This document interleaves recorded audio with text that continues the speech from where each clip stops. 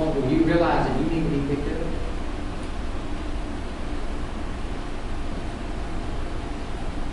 We all bow our heads.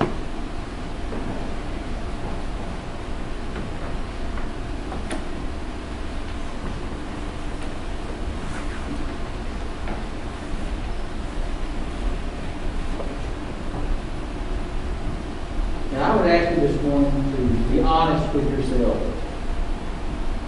and search your heart and know where we're at.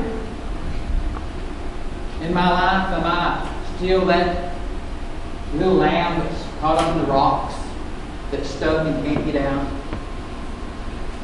And the Lord is just waiting on me to get broken, to get to that point where I know I need Him to come and pick me up. Because that's what He could have desired. He wants to come and pick you up and put you on His shoulders and carry you and speak to you.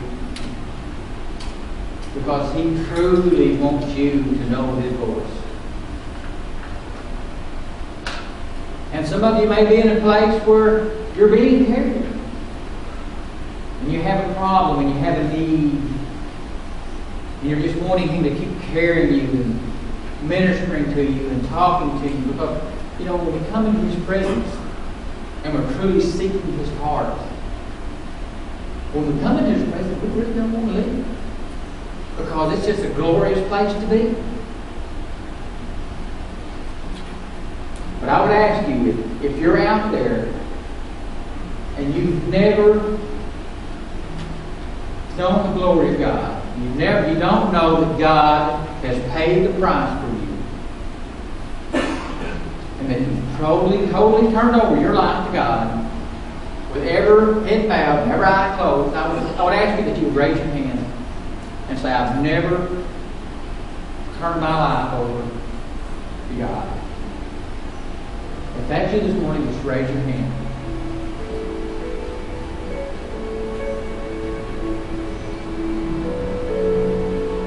And if you're out there and if you know that God loves you and God has picked you up and He's carrying you and He has set you down by the stream, for some reason you've walked away and you've moved away from Him, and He's not as prevalent in your life today as He was before, I'd ask that you'd raise your hand and say, Lord, I've known You, but I've strayed,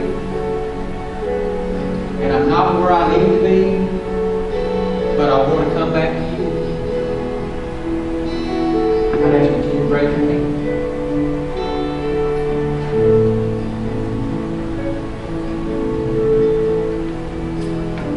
And then I would ask you, if you know that God's carrying you, and you've got a problem, and it just seems too big,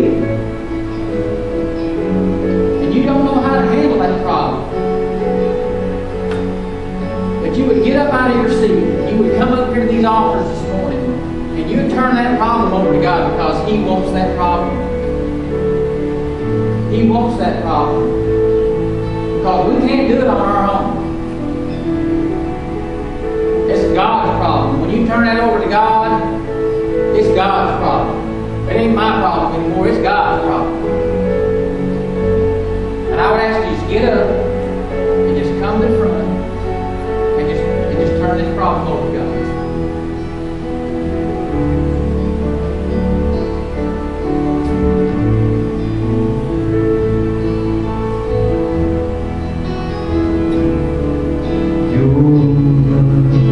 Speaks of